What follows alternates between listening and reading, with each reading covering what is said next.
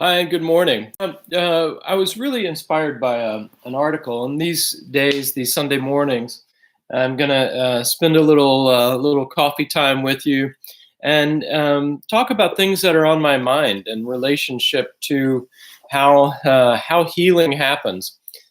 Today, I was looking at an article and have been interested in working in organic intelligence a lot, taking into account almost by luck, but not quite, the importance of the default mode network. In organic intelligence, we're making use of oscillation, the understanding that our biology is operating by primary oscillatory process. And that oscillatory process always means this movement or phase shift. So in organic intelligence, we say, invite us to your next phase transition. Because they're always happening, large and small. It happens every day, right? The rising and the setting of the sun. That's a phase transition. There are two halves of the day, and that point of transition is called a threshold. That's all that threshold means. And so, in organic intelligence, we oscillate. We work between work and rest because that's the process, right? The sun is shining on the part of the earth where we are, and there is energy there. The plants are using their chlorophyll to create energy, and then there is rest. And so that oscillation is primary, and we are, as a species, also in the midst of that oscillation. And so many what I discovered was that so many traditions of healing are all about what you do, all about what you do. You do your meditations, you do your supplications, you do your exercise, you do your right thinking, right, and you do all of these things. And what we're not taught is how and when not to do. And for a group like ourselves that are looking at oscillation as this fundamental rhythm of biological synchrony, it's really about when you do and when you don't do, when you make effort and when you don't make effort. And so part of that non-efforting is keyed to what is known as the default mode network. Now we use, and I really brought in the importance of orientation in this work, in the somatic field in particular, and orientation as connecting to the environment through the senses. And people who don't know any better have used that by saying, well, just look around the room right now.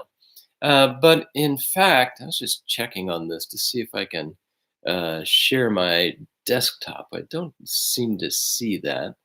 I'll get that next time. I'll get you some sharing. But how about this? You can go to Clinical Mindfulness. We have a Clinical Mindfulness course. It's all free. And in that Clinical Mindfulness course, when you sign up and get in, you have all the basic maps. You have the organic intelligence basic maps. And the most important of those, if there is such a thing, is the three-phase model. And that three-phase model is a graphing out of complexity science that shows us what nervous system and biological phases are, and for those of us who are working therapeutically, how to work in those. And there are times and places where we are making effort, where we are doing, and where there's tasks to do and agency to gain and so on. And then there is times where we absolutely have to let go, where we have to cease the effort of attention, because the attention's the attention's involvement in our biological process is what facilitates the synchronous movement. So there are certain ways that we pay attention, and then once the attention becomes more in harmony, once the attention is free, basically from the what's wrong attention or the negativity bias, then it is free to move as it will, and it will move in a way that catalyzes our biological synchrony. And that's what we call phase three, when the system itself, including the attention of mind, can work in a way that brings greater self-organization, self-healing to the system. And so letting go of attention is really key. Mostly we are coached on how not to let go. That is, how to pay attention. But that's really the topic of today: the memory, dreams, and and and right effort, because there is a time to work and there's a time to rest. There are seasons. There's a season for everything, right? And so when we're saying to do orientation, orientation is connecting to the exterior environment through the senses. And so people mistake that by saying, "Oh, look around the room." Well, that's doing. That is paying attention. And it's nice in English that our idiom for attentional direction is paying attention. And so we are paying all the time. We are paying, but we want to be able to create a system, a nervous system, a biological system where the attention can operate effortlessly and on its own. That is, there are times when you're on the horse, and it is just smarter to let go the reins, right? If you want to really get back to the barn, you want to get back home, and you're not exactly sure which way it is, best to let the animal guide the way. And so the instruction instead for orientation for us is actually let the eyes go where they want to go. And I would encourage you to try that right now. Like, to just see if you can, instead of directing the eyes, okay, now I'm going to look for, something that I like. Sometimes that's necessary. In the three-phase model, the first phase is chaos. And in that chaos phase, the attention is drawn magnetically to information that is negative and that keeps the system jacked up and keeps the system in its status quo. And if you, in that state, just let the eyes go where they want to go, and then they're like, "Oh, I see the red of the painting over there, and it reminds me of blood, and it's scary. Oh, there's dripping, and the whole thing." And that's phase one for you. And phase one is the physiology that is just really on the edge of trying to stay stable. It's really working to stay stable, but having a hard time at it. So we're going to be instead trending our attention, priming our attention for letting the eyes go where they want to go. If your system is constantly bringing you to the things that are unsavory, then direct your attention. Be more directive and go, okay, now I'm going to see the Buddha statue. Now there is this plant, and add words to it, so that your mind and your orientation architecture can be in the same place at the same time. And then just look for the things that are not unpleasant. So just direct the attention to things that are not unpleasant. However, if you have the chance and you can just do this, let the eyes go where they want to go. That is, I am not even directing. And just to break down that instruction, it's that our action here is letting. I'm letting go, I'm allowing. And that allowance then brings the attention to do its own thing. And this is organic intelligence, right? That is, I allow my attention to do its own thing, and then pay attention, somehow be aware of where the attention goes and what it sees. In this case, we're suggesting the visual channel. Let the eyes go where they want to go, right? And let them see what they want to see when they see what they see. Right? And the language, again, we're letting the eyes go where they want to go. It's not where I want to go, right? But where they want to go. I am letting go into an organic wisdom that actually has better ideas about how things go.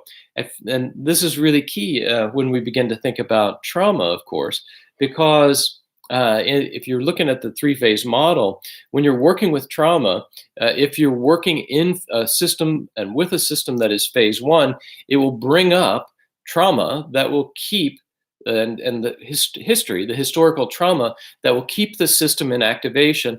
You can discharge that through, say, somatic awareness, through going through intensity and then back down.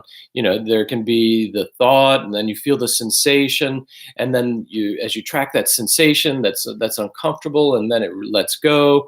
I feel better, and you've just done what we call negative reinforcement. And you can look at that on our YouTube, here on the YouTube channel. There is a "What is Organic Intelligence" video. I think it's less than an hour long, and I explain about the perils of negative reinforcement and why we're calling for the end of trauma. Because if you're working instead with the biology underneath, then you're seeing the three phases. You're seeing the systems operating in phase 1, phase 2, phase 3, and we're not working with then the trauma that is arising from phase 1, which is chaos. That's just keeping the system in status quo. So that's where you're going to get the biggest, baddest traumas. The system itself you have to work with. And when you bring the system and you see the system organizing itself and moving toward phase 3, which is self-organization, from phase 3, the system won't bring you the biggest, baddest trauma, the most disorganizing one. It'll bring a near miss. Or it'll even work symbolically. It'll bring up a different topic altogether. I think also in this YouTube area, we have the session of Sabrina. I think Sabrina is here, and Sabrina, we were in a class and we were talking about earthquakes, and Sabrina said, "Oh yeah, I was in the San Francisco earthquake, and there was, it was really bad. It was really perilous," and then fast forward, as her system is stabilizing and really stabilizes in phase 3, because she'd been working for years to come out of phase 1 and head toward phase 3.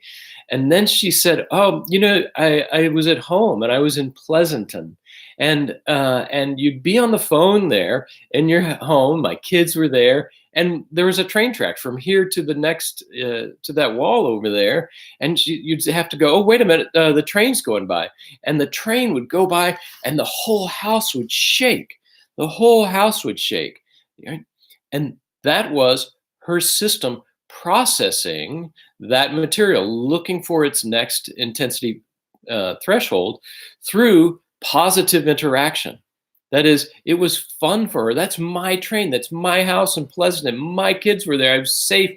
And it's like, oh, here comes the train. That's my train. And there is the shaking, right? The same kind of hand gesture that was describing the earthquake was now describing the whole house shaking in a really good way. In other words, it's all positive. It's all of those intensities are positive. And if you look at that session, you'll see tears coming, but they are tears of appreciation.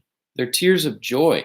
The emotion comes up, the intensity comes up, but it feels nurturing and feels like emotional nutrition.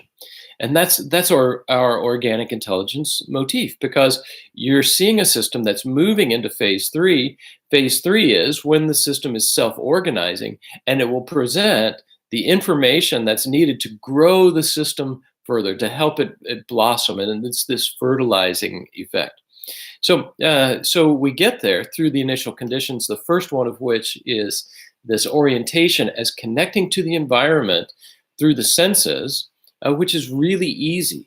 It's nice and easy. The action is letting, allowing.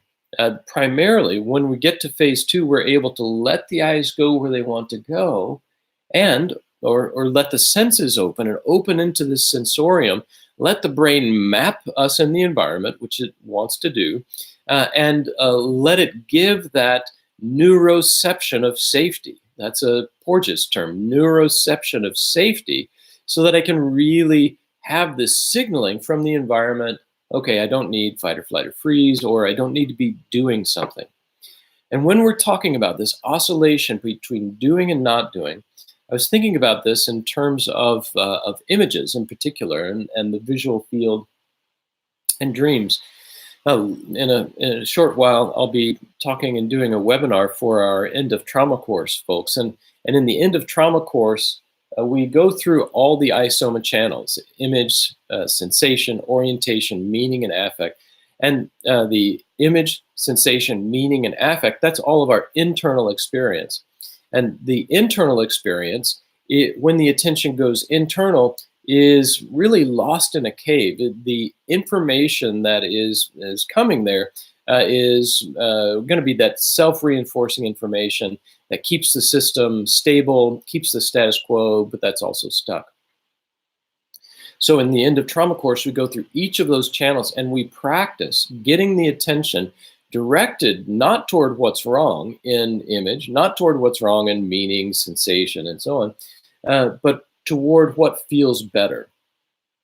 And so we're breaking the habit of that negativity bias. We're breaking the habit of what's wrong attention bit by bit. And there are daily guided meditations for that. There's information, videos, and Facebook pages and the like. But what our motif is easy does it, right? Easy does it, or the job is enjoyment. And what we're looking for is this ease, because our sympathetic jacking up, the sympathetic system is the fuel for fight and flight, and there is a way in which one of the earliest things that I started saying about this notion of the job as enjoyment is that we have substituted for genuine human pleasure the satisfaction of getting things done. We have substituted for genuine human pleasure the satisfaction of getting things done. So we are doing, right? And so the system in doing keeps reinforcing that sympathetic jackup. It keeps reinforcing that doing motif and won't let us let down. In order for integration to happen, there has to be this balance of effort and right effort and letting down. And today I was thinking about the letting down aspect in terms of dreaming, because in dreams, that's something that's not happening. That's something that's happening and something I'm not doing. And when we begin to think about brain structures of not doing, like letting and allowing and ease and enjoyment, not working too hard, just letting things happen, we're looking, one, at what in spirituality would be called surrender. Or, there are approaches like Mahamudra approaches and approaches of surrender and letting go. And these days there is this notion, of let go and let God, and that is a really good idea if it's phase 3-ish. If it's phase 1-ish, nuh-uh. No, because letting go and just surrendering to what's going to happen means I am just sort of giving into, capitulating to the onslaught of what's wrong. So when we're talking about the letting go side of things, the images, and I began to think about dreams, because dreams are this imaginal process that is occurring in the night that I'm not doing. I'm not doing that. That's happening. And so we're beginning to really learn more and more about the importance of non-doing, not just a non-duality, but non-doing in the midst of that. And in the brain network theory, as a network mechanism and network technology, we're talking about the default mode network. And so I was reading in this that's an article by Lin, Yang, Gao, and Pisapian et al. Dynamic default mode network across different brain states. Dynamic default mode network across different brain states. And the correlation, the link is interesting in this, because what we're seeing is that the default mode is active when we are looking at dreams. So if you're doing a functional MRI with a person who is dreaming, then the areas involved with the default mode are active in the dreaming time. So this dreaming time and the default mode network is so key. It's so important, and it is absolutely counter to what most of us think we should be doing, right? Because doing is associated with our pleasure, the job of getting things done. So when we're looking at not doing, we're looking at the alternation of that in the presence of adequate support and adequate stabilization. The again, the I don't mean to mention this too much, but it is unique in the world. The end of trauma course is the way to really help a system get from phase one into phase two, where proper doing can happen, and then set the initial conditions to head toward phase three, which is that self organization. So I hope that'll be helpful for you one day.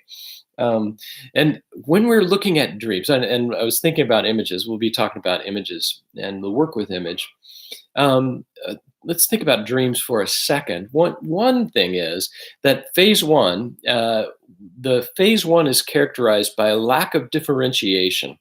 A lack of differentiation. It's the area where those of us who have had higher ACEs scores, like the adverse childhood experience, the adverse childhood experience I've talked about in this series as well. These musings, and it is where the brain becomes shaped by, pruned by experience, by early experience, and I describe it as having a specific brain sort of structure. Like originally, the branchings of our network are full and free and are ready to like adapt to the environment, and then they encounter challenging situations, and then they are pruned basically and ready for these dramatic situations. And I cited and I looked at the research here on the YouTube Musings, where this brain network is pruned, and that there are areas of the brain that is matured early, and that maturing, that early maturation,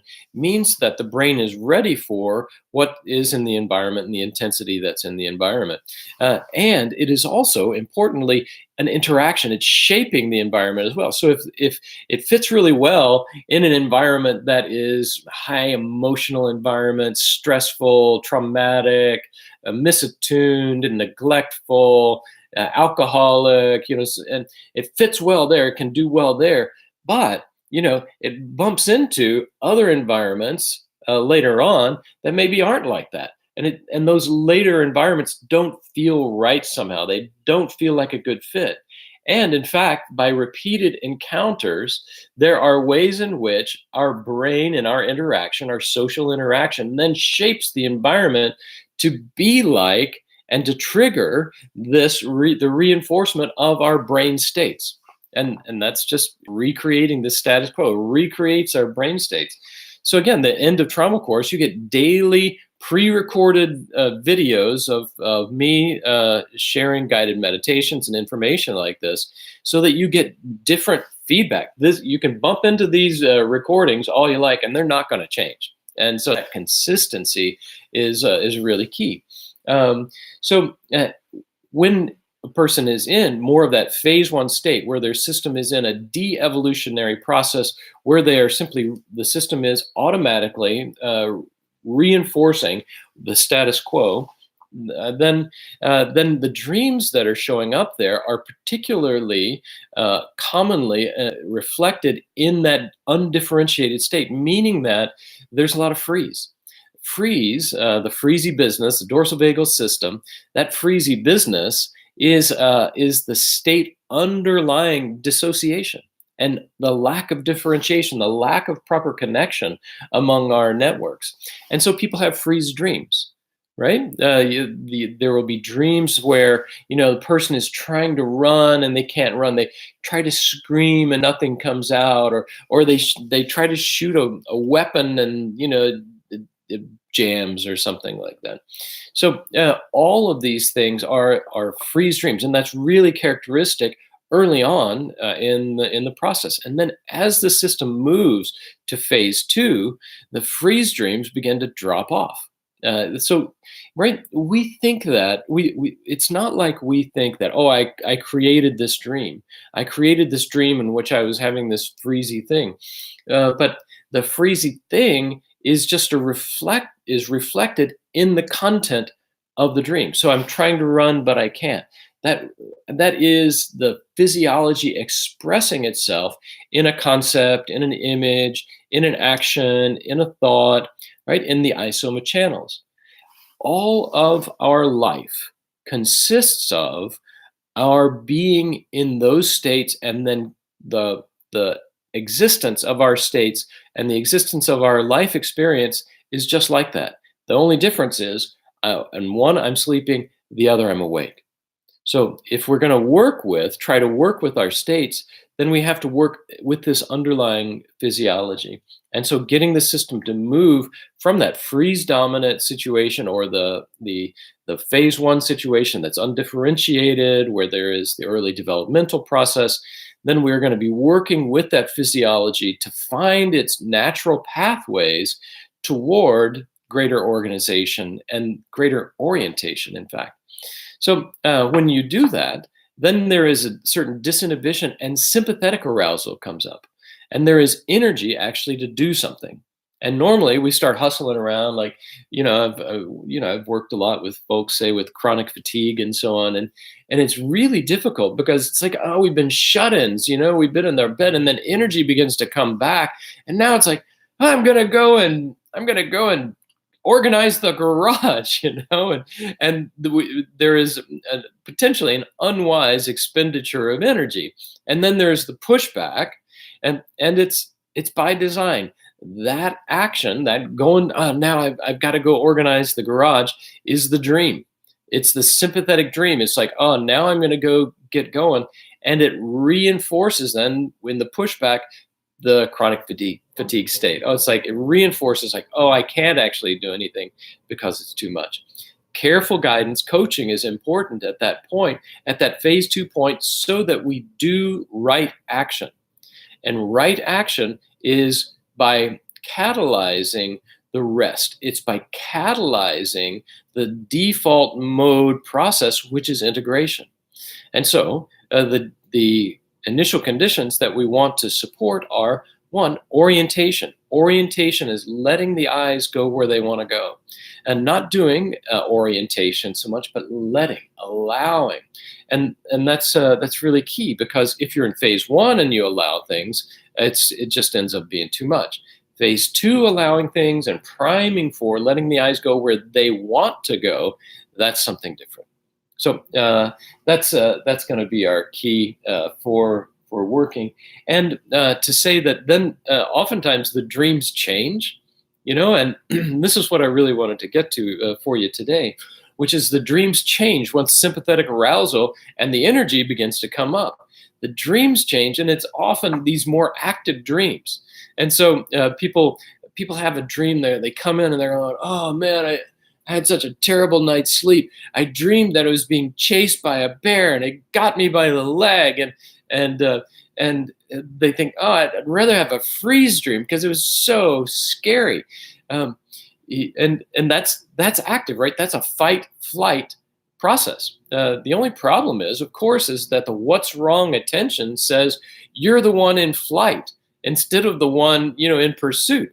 The bear, on the other hand, goes back and wakes up, talks to bear friends, and goes, well, I had this amazing dream. I was chasing this human, and they were so scared, and I got them by the leg. It was amazing. It was so good. It was the best dream I've ever had. So when you're in a situation like that, be the bear. Be the bear is what I'm saying, that you have a choice about where to attend. And this is what we do in the end of trauma course. We learn to attend to the information that is more supportive. And we're trying to break that habit. We're drawn so unconsciously to what's wrong. It's so attractive. But by repeated efforts, and that's, again, why there are repeated everyday guided meditations in this end of trauma course, because I help you, and then also in the coaching. But you can break the habit of the attention going to what's wrong, and there is always something that is better.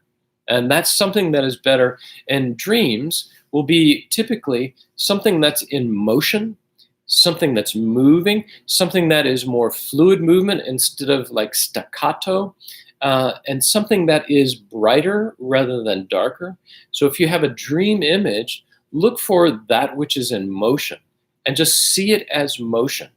And totally fine just to stay in the seeing channel. Or what is more fluid, of motion? What are shapes that are more rounded and smooth rather than jagged?